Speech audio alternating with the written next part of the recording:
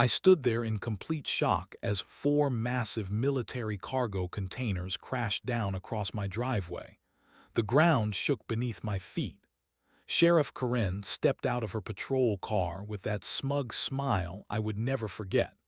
She had no idea she was blocking in the governor of this state. "You think you can just buy land here and do whatever you want?" she yelled at me. "Well, I have news for you, city boy." That was the moment I decided to teach her a lesson she would never forget. 3 months ago, I made the best decision of my political career. I bought 40 acres of beautiful rural land 2 hours outside the state capital. Nobody knew who I was out here. That was exactly how I wanted it. After 20 years in politics, I needed a place to escape.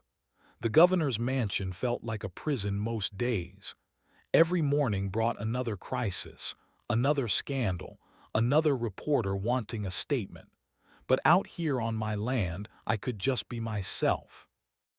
I woke up each morning to the sound of birds singing instead of phones ringing.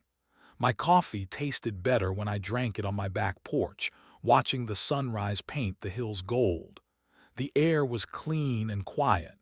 No security detail. No press secretary. No angry constituents demanding answers. The property came with a small farmhouse that needed work. I spent my weekends fixing the roof and painting the walls. My hands got dirty for the first time in years. It felt good to build something instead of just managing problems all day.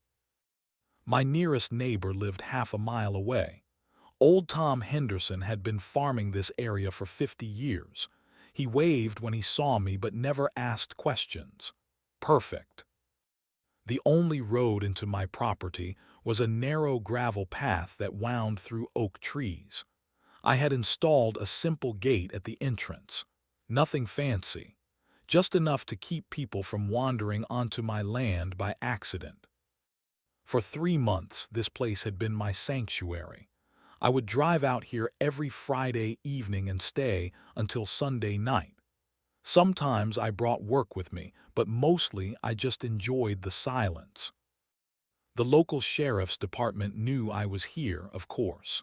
My security detail had coordinated with them when I first bought the property, but I had asked them to keep my identity quiet.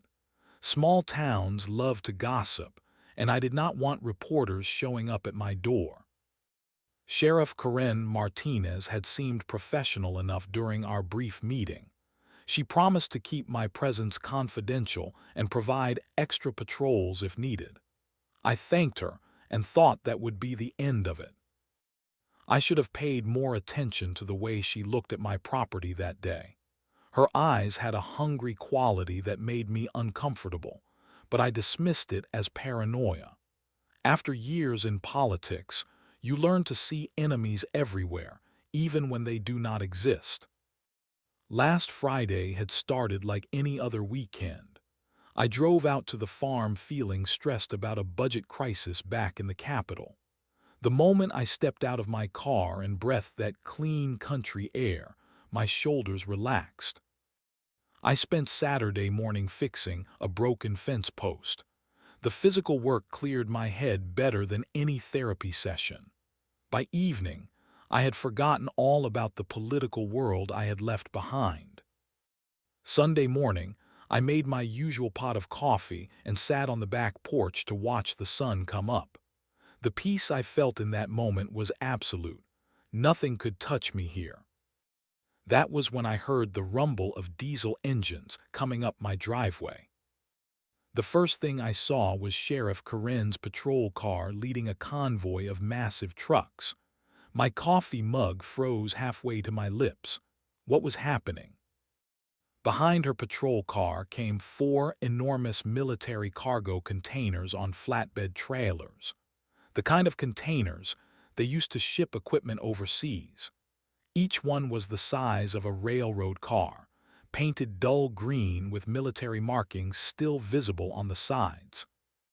I set down my coffee and walked toward the commotion. The noise was incredible. Diesel engines roaring, hydraulic systems hissing, radio chatter crackling through the morning air. Sheriff Karen stepped out of her patrol car like she owned the place. She wore her uniform with the kind of authority that comes from years of intimidating people who cannot fight back. Her badge caught the morning sunlight. "Morning," she called out to me, but her tone was anything but friendly. "We need to conduct an inspection of this property." I walked closer, keeping my voice calm. "An inspection for what?" "Reports of illegal activity," she said, pulling out a clipboard. "Anonymous tip came in yesterday. Could be drug manufacturing, could be weapons storage. We take these things seriously around here." The cargo containers were being positioned by crews with military precision. I watched in growing alarm as they maneuvered the first container directly across my driveway. The metal beast settled into place with a thunderous crash that shook the ground.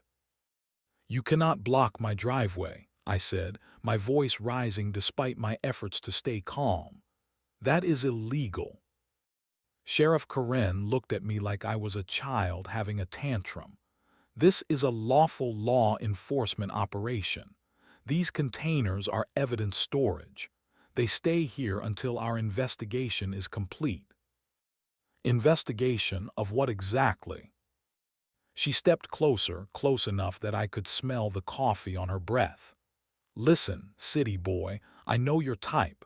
You come out here with your money thinking you can buy your way into our community. Well, this is not your city. This is my county." The second container crashed down parallel to the first, then the third. The noise was deafening. My driveway was completely blocked now. Even if I could squeeze between the containers, my car would never fit. "How long is this going to take?" I asked. "As long as it takes," she said with a smile that made my skin crawl. "Could be days, could be weeks, depends on what we find." I pulled out my phone to call my lawyer, but Sheriff Karen held up her hand. "I would not do that if I were you. Making phone calls during an active investigation could be considered obstruction of justice." "That is ridiculous. I have the right to call my attorney." "You have the right to remain silent," she said, her hand moving to her handcuffs. "Anything else you want to discuss?" The fourth container slammed down, completing the wall across my driveway. The crews were already packing up their equipment. In less than an hour, they had turned my peaceful retreat into a prison. "This is harassment," I said. "This is law enforcement," Karen replied. "Maybe next time you will think twice before moving somewhere you do not belong." She climbed back into her patrol car, but rolled down the window before driving away. "Oh, and do not even think about moving those containers yourself. They are evidence in a federal investigation now. Tampering with them would be a felony." The convoy pulled away, leaving me standing alone in front of four massive steel walls. Each container was 40 feet long and 8 feet high. Together, they formed an impenetrable barrier between me and the outside world. I walked the perimeter, looking for any gap I could squeeze through. Nothing. The containers were positioned with military precision, leaving no space for even a motorcycle to pass. My phone had no signal out here. The landline in the house was my only connection to the outside world. But calling for help meant admitting defeat, and something inside me refused to give Karen that satisfaction. I stood there for a long time, staring at those containers and trying to process what had just happened. This was not law enforcement. This was a declaration of war. And Sheriff Karen had no idea who she was fighting. 2 days later, Sheriff Karen returned with 3 deputies and an attitude that had gotten even worse. I was working in my garden when I heard the cars coming up the road. They parked outside the container wall and walked around to my back door. "We need to search the house," Karen announced without any greeting. I straightened up from the tomato plants I had been watering. "Do you have a warrant?" She waved a piece of paper in the air. "Right here, signed by Judge Morrison this morning." I took the warrant and read it carefully. The language was vague and sweeping, giving them permission to search for evidence of illegal activity including but not limited to controlled substances, weapons, and contraband. "This is a fishing expedition," I said. "This is a lawful search," Karen replied. "You can cooperate or we can add obstruction charges to whatever else we find." The deputies spread out through my house like they were raiding a drug cartel. I followed them from room to room, watching them tear through my personal belongings. They dumped out drawers, overturned furniture, and rifled through every closet. In my bedroom, one of the deputies found the locked gun safe where I kept my hunting rifles. "What is in here?" he demanded. "Hunting rifles, all legally registered." "Open it." I unlocked the safe and stepped back. The deputy examined each rifle like he was looking for evidence of war crimes. Everything was completely legal, and he knew it. Disappointed, I asked. Karen appeared in the doorway. "Do not get smart with me. We are just getting started." They spent 2 hours searching and found absolutely nothing illegal. No drugs, no weapons, no contraband. Just the normal belongings of a man who came here to find peace. But Karen was not finished. She handed me a citation for improper septic system maintenance and another for unlicensed well water usage. Both violations carried hefty fines and required immediate correction. "My septic system was inspected last month," I protested, "and my well water has been tested twice this year." "Our inspector says otherwise," Karen replied. "You have 48 hours to bring everything up to code, or we will condemn the property." That evening, I drove to Tom Henderson's farm to use his phone. My neighbor was sitting on his porch, whittling a piece of wood with a pocket knife. "Heard you had some visitors," Tom said without looking up. "Sheriff Karen seems to have a problem with me." Tom spat into the dirt. "She has a problem with anybody who does not kiss her boots. Been that way since she got elected." "This has happened before." "Hell yes. Ask the Johnsons about their farm. Ask the Williams family about their auto shop. Karen finds a reason to shut down anybody she does not like." Tom finally looked at me, his weathered face serious. "She targets people with property. Always has some legal excuse, but it comes down to power. She likes to show folks who is in charge around here." "How does she get away with it?" "Judge Morrison is her brother-in-law. Half the town council owes her favors, and folks around here are too scared to fight back." That night, I lay in bed listening to the silence outside my window. But it was not the peaceful silence I had grown to love. It was the oppressive quiet of a trap closing around me. Karen had chosen the wrong person to intimidate. She had no idea that her city boy victim was about to become her worst nightmare. But first, I needed to understand exactly what I was dealing with. The next morning, I started making phone calls, not to my lawyers or my security detail, but to the people Tom Henderson had mentioned, the other victims of Sheriff Karen's reign of terror. My first call was to David Johnson, the farmer who had lost his property to one of Karen's investigations. His wife answered the phone, and her voice turned cold the moment I mentioned the sheriff's name. "We do not talk about that anymore," she said. "We learned our lesson." But I pressed gently, explaining my situation. After a long pause, she gave me her husband's cell number.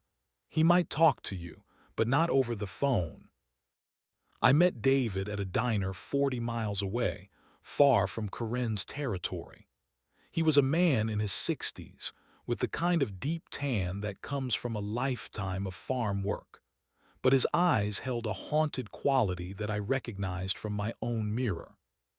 "She destroyed us," David said quietly, stirring sugar into his coffee. 23 years we worked that farm, built it from nothing. Then Karen decided we were growing too much corn for personal use. Too much corn. Said we were running an unlicensed commercial operation. Brought in agriculture inspectors, health department, even the IRS. By the time we proved everything was legal, we were bankrupt from lawyer fees. David told me about the midnight raids, the constant harassment, the way Karen turned their neighbors against them with whispered accusations of drug dealing. "Why did she target you?" "Our land bordered the county reservoir, prime real estate. 6 months after we lost the farm, her nephew bought it at auction for half what it was worth." I met with 3 more families over the next week. The pattern was always the same. Karen would find some pretext for an investigation. Legal troubles would multiply like cancer. Families would be forced to choose between bankruptcy and surrender. "She has a system," explained Maria Williams, whose family had lost their auto repair shop. "First comes the anonymous tip, then the investigation, then the citations for violations that do not exist. By the time you prove your innocence, you are broke." But I also discovered something else. These families had been documenting everything. Photos, recordings, financial records. They had been preparing for someone with the resources to fight back. "We tried hearing lawyers," David Johnson explained. "But Karen has connections. Judges, prosecutors, city council members. The whole system protects her." "What about state authorities?" "We filed complaints with the state attorney general. They referred everything back to the local prosecutor. Guess who that is? Karen's former campaign manager." That night, I sat in my kitchen, surrounded by boxes of evidence these families had collected over years of abuse. Bank records showing suspicious property transfers, audio recordings of Karen making threats, photographs of evidence that had been planted and then mysteriously disappeared. The scope of corruption was breathtaking. Karen had built a network that operated with impunity, protected by a web of family connections and political favors. But she had made one critical mistake. She had assumed that I was just another victim who would quietly disappear rather than fight back. I opened my laptop and began making notes. Every complaint, every witness, every piece of evidence was carefully cataloged. This was not just about my blocked driveway anymore. This was about systematic corruption that had been destroying lives for years. My phone rang at midnight. Tom Henderson's voice was tense. "You need to be careful. Word is getting around that you have been talking to people. Karen knows." "Let her know." "You do not understand. She does not just go away when she feels threatened. She escalates." The next morning, I found out what Tom meant. 2 more citations had been slipped under my door during the night, this time for unlawful assembly and disturbing the peace because I had been conspiring with known troublemakers. Karen was doubling down, but so was I. It was time to call in the big guns. I arranged to meet my core group of allies at an abandoned barn on the edge of town. David Johnson, Maria Williams, and 3 other families who had been destroyed by Karen's corruption. They deserved to know who they were really dealing with. The barn smelled of old hay and motor oil. Dust motes danced in the afternoon sunlight streaming through broken windows. My allies sat on hay bales, their faces showing the strain of years fighting a system that seemed designed to crush them. "I have been investigating Sheriff Karen for the past 2 weeks," I began. "What I found is bigger than any of us realized." I spread out a map on a wooden crate, marking properties that had been seized, businesses that had been shut down, families that had been driven away. The pattern was clear once you saw it from above. She is not just corrupt, I continued. She is running a systematic land grab operation. Every property she targets becomes available for purchase by her associates at below-market prices. Maria Williams leaned forward. We knew she was stealing from us, but we never had proof of the bigger picture. I have been building a federal case, I said, but there is something else you need to know about who I really am. The silence in the barn was complete. David Johnson shifted on his hay bale, his weathered hands clasped tightly together. My name is not just another victim of Sheriff Karen's abuse. I am the governor of this state. The reaction was immediate. Maria gasped and covered her mouth. David's eyes widened in shock. The others stared at me like I had just told them I was from another planet. "You are serious," David said finally. "Completely serious. I bought this property 3 months ago as a private retreat. I wanted to live quietly, away from the political world. But Karen decided to make me her latest victim." "My God," Maria whispered, "she has been harassing the governor." "She has no idea, and that gives us a massive advantage." I explained my plan. State and federal investigators were already being briefed on Karen's operation. The FBI was preparing to launch a full investigation into public corruption. But we needed one final piece of evidence to make the case ironclad. "We need to catch her in the act," I said. "One more time with perfect documentation." David leaned back against the barn wall. "She is going to come after you again, probably soon. The citations were just the beginning." "I am counting on it." That evening, I made a series of phone calls from my landline, knowing that Karen's people might be listening. I spoke loudly about my plans to remove those containers myself and sue the whole department. I wanted to provoke her into taking action. I did not have to wait long. The next morning, Karen arrived with 6 deputies and a tow truck. But this time, she also brought something new, a news crew from the local television station. I watched from my kitchen window as they set up cameras near the container wall. Karen was planning to make a public spectacle of my arrest. She wanted to show the whole county what happened to people who challenged her authority. But she had no idea that I was ready for her. Hidden cameras were recording everything from multiple angles. Federal agents were positioned in the woods around my property. The state attorney general's office had investigators standing by. Karen walked to my front door and knocked with the confidence of someone who had never lost a fight. When I opened the door, her smile was predatory. "Time to face the music," she said. "You are under arrest for obstruction of justice, tampering with evidence, and conspiracy to commit federal crimes." "What federal crimes?" "We found your drug operation." She held up a plastic bag containing what looked like methamphetamine, hidden in your barn. My heart pounded, but I forced myself to stay calm. This was it, the moment I had been preparing for. "I have never seen that before in my life," I said loudly, making sure the cameras caught every word. "Save it for the judge," Karen replied, pulling out her handcuffs.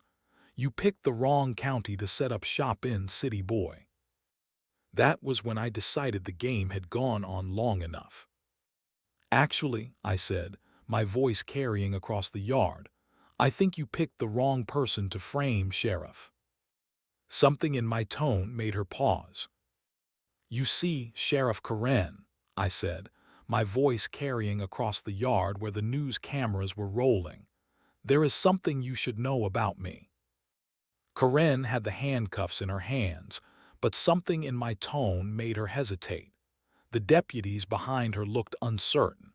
The news crew leaned forward with their microphones. "I am not just some city boy who bought a farm," I continued, stepping fully out of my house. "I am the governor of this state." The words hit like a thunderbolt. Karen's face went completely white. The handcuffs slipped from her fingers and clattered onto the wooden porch. Behind her, I could hear one of the deputies whisper a curse word. "That is impossible," Karen stammered. "You are lying." I pulled out my official state identification and held it where the cameras could see it. "Governor Marcus Thompson. Perhaps you have seen me on the news." The lead news reporter stepped forward, her eyes wide with excitement.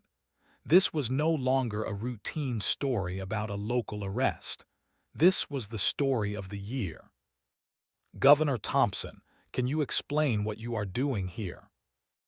"I purchased this property 3 months ago as a private retreat," I said calmly. "Sheriff Martinez has been conducting a systematic harassment campaign against me, just as she has done to dozens of other property owners in this county." Karen found her voice, but it was shaking. "This is still a lawful investigation. I have evidence of drug manufacturing." I pointed to the plastic bag in her hand.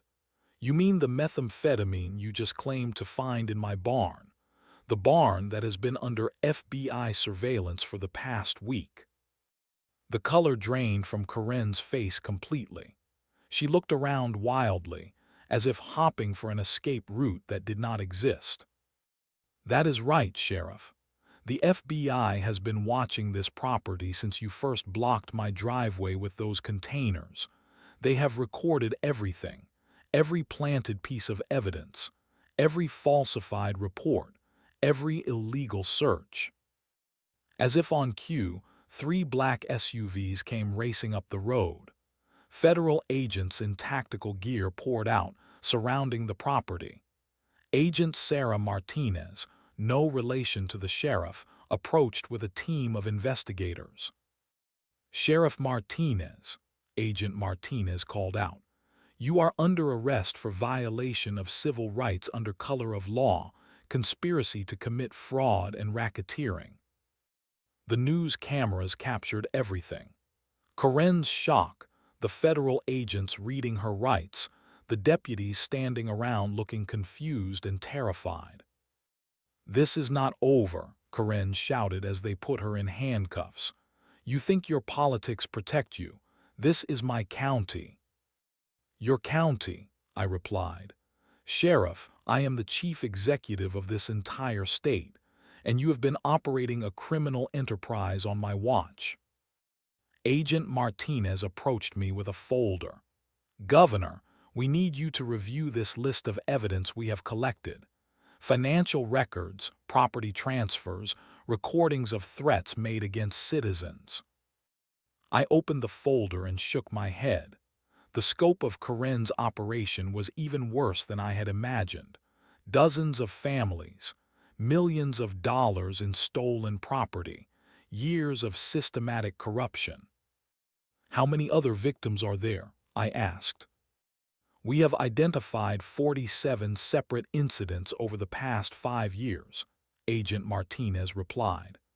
"Property seizures, business closures, families driven from their homes." The news reporter thrust her microphone toward me. "Governor, what is your response to these allegations?" "Sheriff Martinez has been running a criminal organization disguised as law enforcement," I said. "She has violated the constitutional rights of dozens of citizens and used her badge to steal their property. This stops today." I turned to face the cameras directly. "To the people of this county who have been victimized by this corruption, I want you to know that justice is coming. The state will provide resources to help you recover what was stolen, and we will reform this department from top to bottom." Behind me, a crew was already working to remove the cargo containers from my driveway. The massive metal boxes that had symbolized Karen's abuse of power were being lifted away by the same type of equipment that had brought them. Karen was loaded into a federal vehicle, still shouting threats and denials. Her deputies were being questioned by FBI agents. The entire structure of corruption that had terrorized this county for years was collapsing in real time. As the last container was loaded onto a truck, I felt something I had not experienced in months: pure, simple satisfaction. The news crew was still filming, but I was done with public statements. I had a phone call to make to the state attorney general. There would be arrests, trials, and hopefully justice for all the families Karen had destroyed. But first, I wanted to enjoy the silence of my driveway, finally clear after 2 weeks of being blocked by symbols of corruption. The game was over, and Karen had lost spectacularly. The next 2 weeks moved like a whirlwind of legal activity. Every morning brought news of another arrest, another corrupt official taken down by the federal investigation that had started with my blocked driveway. Judge Morrison, who had signed all those bogus search warrants, was arrested at his home on Tuesday morning. The local prosecutor who had been dismissing complaints against Karen was taken into custody on Wednesday. By Friday, half the county government was either under investigation or already in federal custody. I set up a temporary office in the state capitol to coordinate the response. The Attorney General briefed me daily on the scope of what investigators were uncovering. "Governor, this is bigger than we thought," she said during our morning meeting. Karen's operation involved real estate developers, county commissioners, even some state contractors. The evidence was overwhelming. Bank records showed millions of dollars flowing through shell companies controlled by Karen's associates. Property records revealed a systematic pattern of seizures, followed by below-market sales to connected buyers. But the most damning evidence came from Karen herself.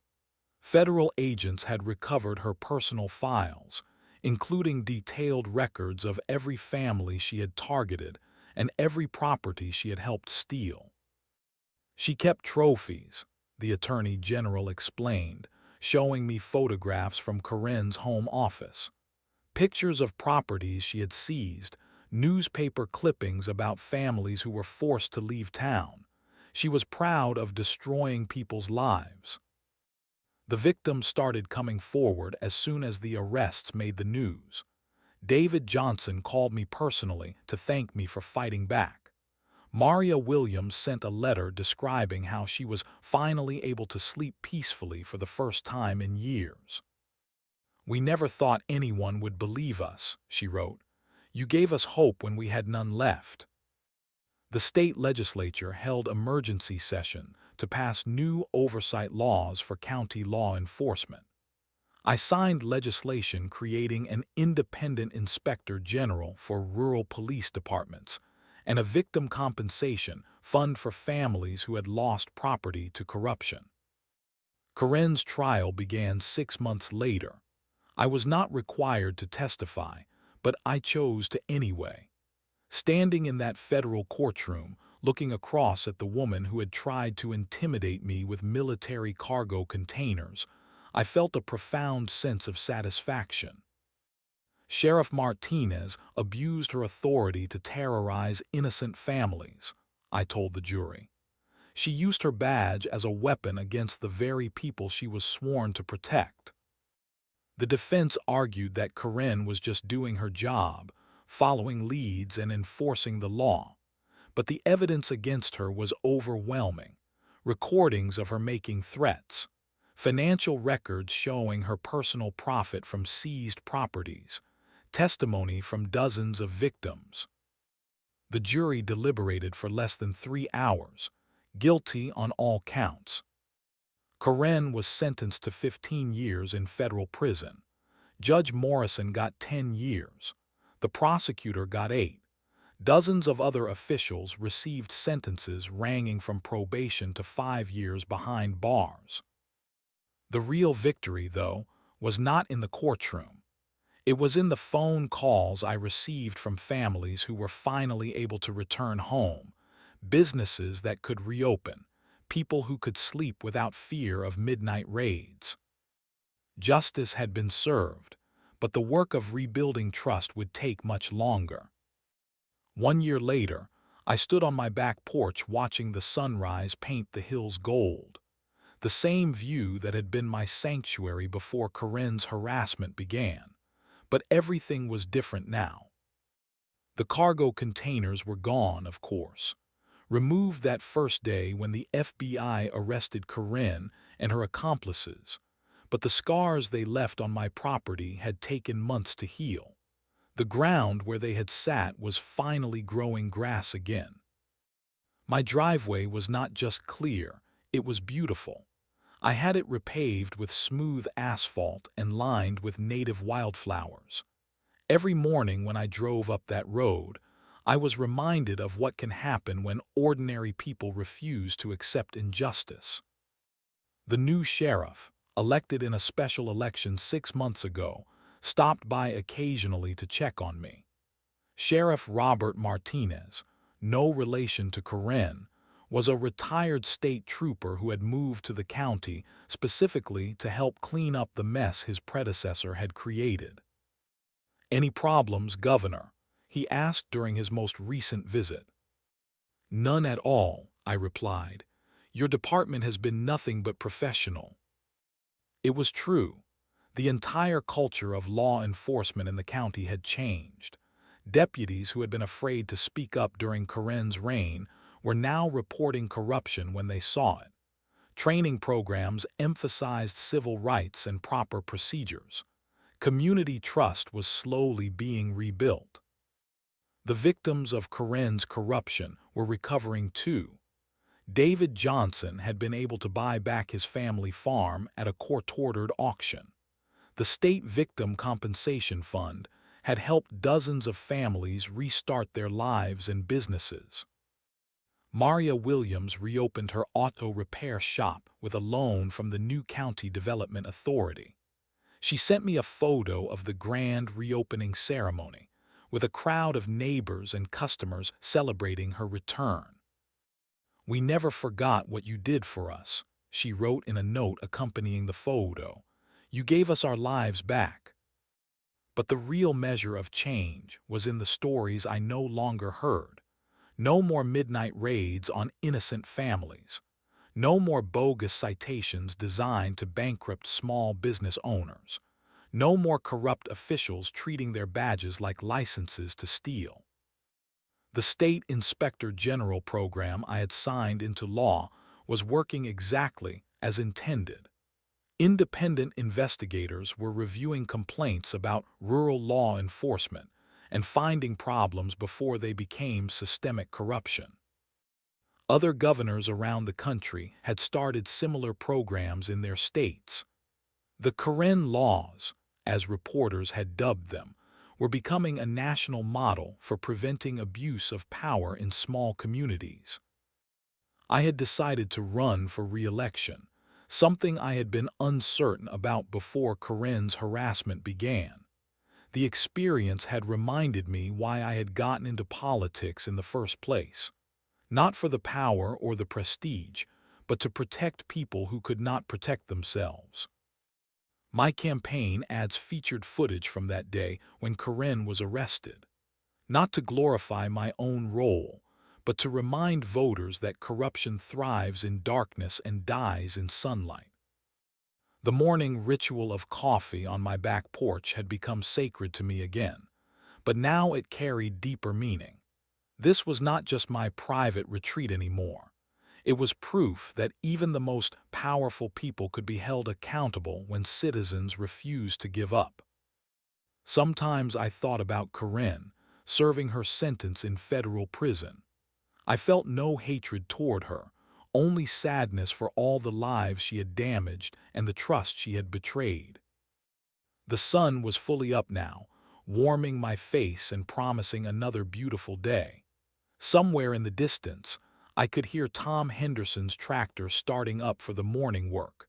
Normal sounds of a peaceful community. Sheriff Karen had thought she could intimidate me with 4 cargo containers and a badge. Instead, she had awakened something much more dangerous to corruption everywhere. The power of justice, served cold and absolutely final.